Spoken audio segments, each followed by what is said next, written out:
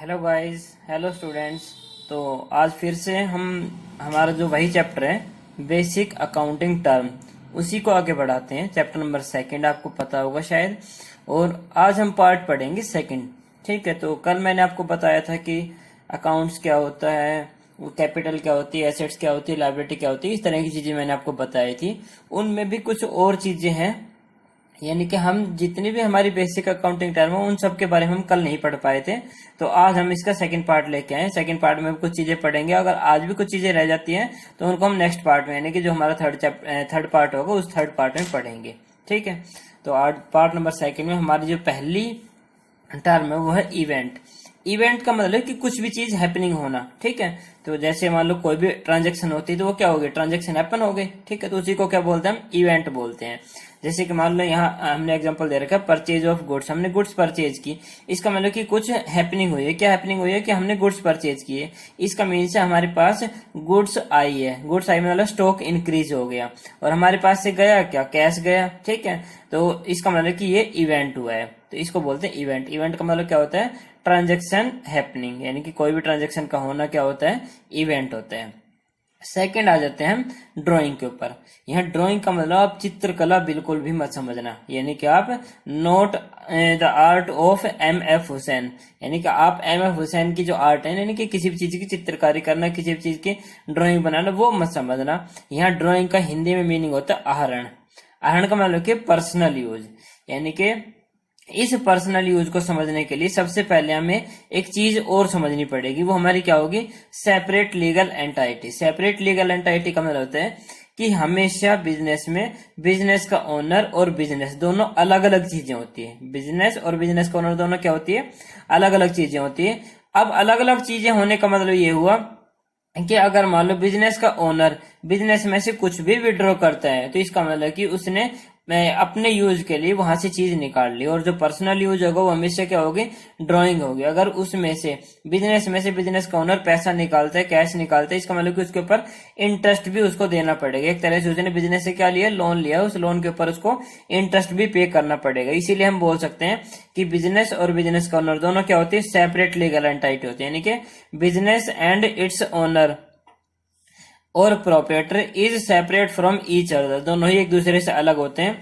So if the owner withdraw anything, अगर जो owner है यानी कि जो मालिक है, अगर वो कुछ भी चीज निकालता है, चाहे कैश हो चाहे वो गुड्स हो, फ्रॉम बिजनेस में निकालते हैं, फॉर हिज पर्सनल यूज, और पर्सनल यूज के लिए निकालते हैं, तो इसी को हम क्या बोलते हैं, ड्राइंग बोलते हैं। तो drawing means personal use of goods और कैश बाय द प्रोपरेटर और ओनर। प्रोपरेटर या ओनर ने जो भी गुड्स का या कैश का जो पर्सनल यूज किया है, उसी को हम क्या बोलते हैं, ड्राइंग बोलते हैं। तो ड्राइंग का मतलब यहाँ आर्ट नहीं है। ठीक है, अगला जो हमारा वो है कैपिटल रिसिप्ट।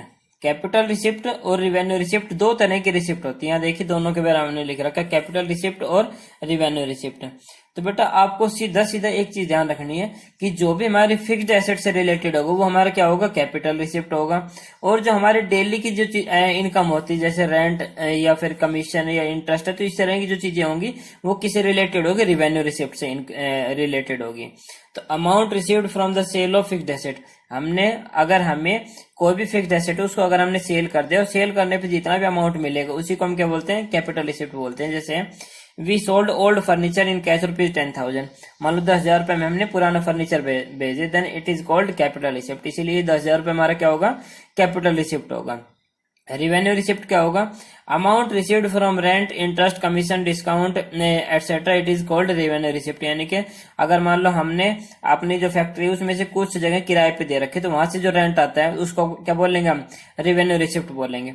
या हमारे पास बहुत ज्यादा पैसा था फर्म का, उसको हमने कहीं और इन्वेस्ट कर दिया, उस इन्वेस्टिंग पैसे के ऊपर हमें इंटरेस्ट मिल रहा है, तो ये भी हमारी क्या होगी, रिवेन्यू रिसिप्ट होगी। या फिर कहीं से हमें कमीशन मिल रहा है, वो भी रिवेन्यू रिसिप्ट होगा। या हमें कहीं से डिस्काउंट मिल गया तो वो भी हमारा क्या होगा, रिवेन्यू रिसिप्ट होगा। तो इस तरह की जो चीजें होंगी वो क्या होंगी, रिवेन्यू रिसिप्ट होंगी। अब आ जाते हैं हम एक्सपेंडिचर के ऊपर। एक्सपेंडिचर मतलब आपको पता होगा खर्चा होता है। यहाँ एक्सपेंडिचर तीन तरह के होते हैं, कैपिटल, रिवेन्यू और डेफर्ड रेवेन्यू एक्सपेंडिचर। कैपिटल का मैंने आपको बताया था कि ये फिक्स्ड कैपिटल से रिलेटेड होते हैं, फिक्स्ड एसेट से रिलेटेड होते हैं। रिवेन्यू जो हमारे डेली की जो चीजें होती है उनसे रिलेटेड होते हैं। डेफर्ड रेवेन्यू एक्सपेंडिचर ये बिल्कुल अलग चीज हमारे सामने आई है, तो हम तीनों के बारे में डिटेल से पढ़ेंगे। तो पहला हमारा कैपिटल एक्सपेंडिचर। मैंने आपको बताया था कैपिटल रिसिप्ट। कैपिटल रिसिप्ट का मतलब होता है फिक्स्ड एसेट को सेल करने पे जो अमाउंट मिलेगा। अभी हमने बताया था ना कि from the sale of fixed asset, अगर फिक्स्ड एसेट को सेल करने पे जो अमाउंट मिलेगा वो कैपिटल रिसिप्ट होगा। लेकिन अगर मान लो फिक्स्ड एसेट को परचेज किया और उसके ऊपर जो अमाउंट लगा हमारा, वो हमारा क्या होगा, कैपिटल एक्सपेंडिचर होगा। तो that is expand on the purchase of any fixed asset, यानी कि कैपिटल एक्सपेंडिचर वो एक्सपेंडिचर होगा जिसको हमने किसी भी फिक्स्ड एसेट को क्या करने के लिए यूज किया, परचेज करने के लिए यूज किया। जैसे मान लो परचेज ऑफ फर्नीचर है, purchase of machinery, purchase of building है, परचेज ऑफ प्लांट है, परचेज ऑफ लैंड है, तो कुछ भी आपका हो सकता है। इनमें से अगर कोई भी चीज आप परचेज करते हो तो वो सारी चीजें आपकी क्या होगी, कैपिटल एक्सपेंडिचर होगी। ठीक है। रिवेन्यू रिसिप्ट को मैंने आपको बताया था कि अगर मान लो हमें रेंट रिसीव होता है, इंटरेस्ट रिसीव होता है, कमीशन रिसीव्ड होता है, डिस्काउंट रिसीव्ड होता है, तो ये सारे हमारे क्या होते हैं, रिवेन्यू रिसिप्ट होते हैं। ठीक है। लेकिन ये हमारा क्या है, रिवेन्यू एक्सपेंडिचर है, जो इससे अपोजिट होगा बिल्कुल। ठीक है। तो यहाँ देखिए रिवेन्यू एक्सपेंडिचर क्या होते हैं, which is use to our daily, weekly और मंथली एक्सपेंसिज पेड, यानी कि जो हमारे डेली के एक्सपेंसेस है या वीकली एक्सपेंसेस है, मंथली एक्सपेंसेस है, जिनको हम क्या करते हैं, पेड करते हैं, then this amount is called revenue expenditure. तो इनके ऊपर जो हमारा अमाउंट एक्सपेंड होगा उसी अमाउंट को हम क्या बोलते हैं, रिवेन्यू एक्सपेंडिचर बोलते हैं। जैसे हमारे वर्कर्स हैं, उनको हमने सैलरी पे कर दी, इंटरेस्ट पे कर दिया, कमीशन पे कर दिया, तो इस तरह के जो एक्सपेंसेस होंगे वो सारे क्या होंगे, रिवेन्यू एक्सपेंडिचर होंगे। ठीक है।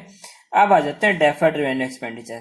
डेफर्ड रेवेन्यू एक्सपेंडिचर एक ऐसा एक्सपेंडिचर होता है जो हम एक बार करते हैं, यानी कि इस अमाउंट को हम एक बार एक्सपेंड करते हैं और उसका प्रॉफिट हमें आगे कई सालों तक मिलता रहता है। तो इसी को हम क्या बोलते हैं, डेफर्ड रेवेन्यू एक्सपेंडिचर बोलते हैं। तो it is an expenditure which is revenue in nature, जो कि रिवेन्यू होता है नेचर में। रिवेन्यू का मतलब क्या हुआ कि वो हमारा डेली का, वीकली का, मंथली का एक्सपेंडिचर हो सकता है, and incurred during the year, और इसी साल में हमारे सामने क्या है, हैपनिंग हुआ है, यानी कि इसी साल में हमने इसको पे किया है।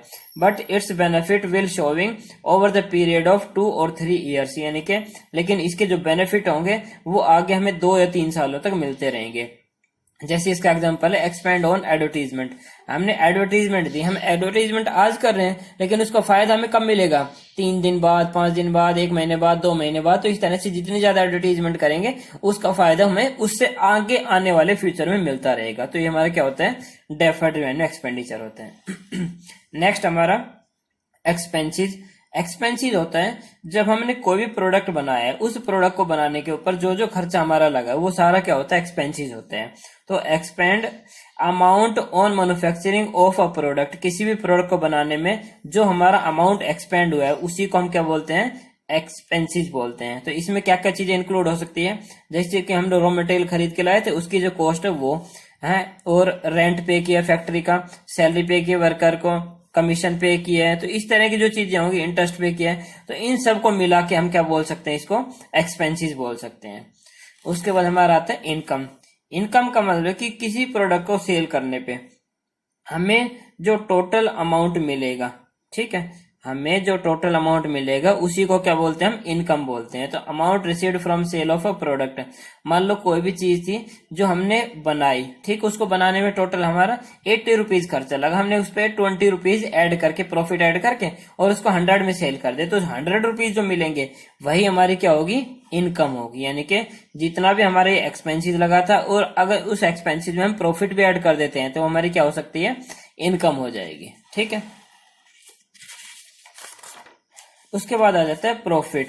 प्रॉफिट का मतलब क्या होता है, वैसे तो आपको पता है इनकम और प्रॉफिट आपको लगेगा कि बिल्कुल सेम है, लेकिन income over expenditure is called profit. तो इनकम जितनी ज्यादा होगी एक्सपेंसिस से, उसी को हम क्या बोलेंगे, प्रॉफिट बोलेंगे। या फिर प्रॉफिट का मतलब क्या हुआ कि एक साल में हमने जितना भी टोटल अमाउंट या टोटल इनकम हमने की है, यानी कि प्रॉफिट को हम क्या लिख सकते हैं, जितने भी हमने एक साल में टोटल इनकम अर्न की है उसमें से जितना भी हमारा एक साल में टोटल एक्सपेंसिस हुआ है उसको माइनस कर देंगे, तो हमारे पास क्या आ जाएगा, प्रॉफिट आ जाएगा।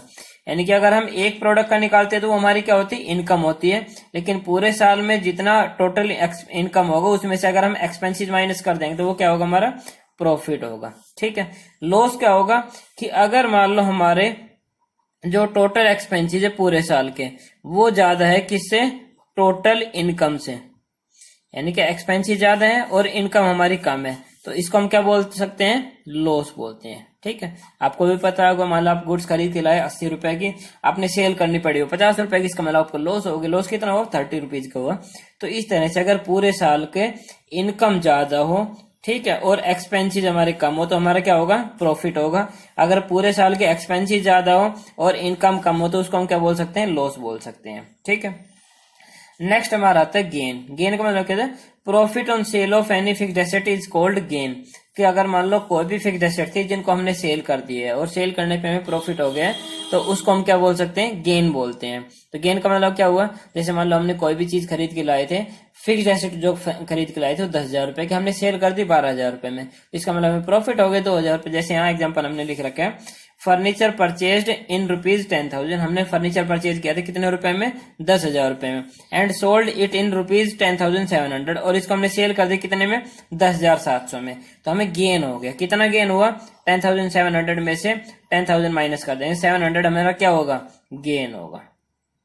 ठीक है, तो बेटा इस तरह से आज के जो बेसिक अकाउंटिंग टर्म है वो मैं आज यही खत्म करता हूँ, क्योंकि मुझे पता है कि मैं बहुत ज्यादा चीजें अगर आपको बताऊंगा तो आपको कंफ्यूजन हो जाएगी, आप समझ नहीं पाओगे कि किसका क्या मीनिंग है। तो इसीलिए बेटा आज जितना भी आपको पढ़ा है उसको अच्छी तरह से पढ़ना, और अगर कुछ भी समझ में ना आए तो मुझे कमेंट करके आप मुझसे कोई भी चीज पूछ सकते हो। ठीक है, और इस वीडियो को पूरा देखना ताकि आपको हर चीज अच्छी तरह से आपको समझ में आ जाए। ओके, थैंक यू बेटा।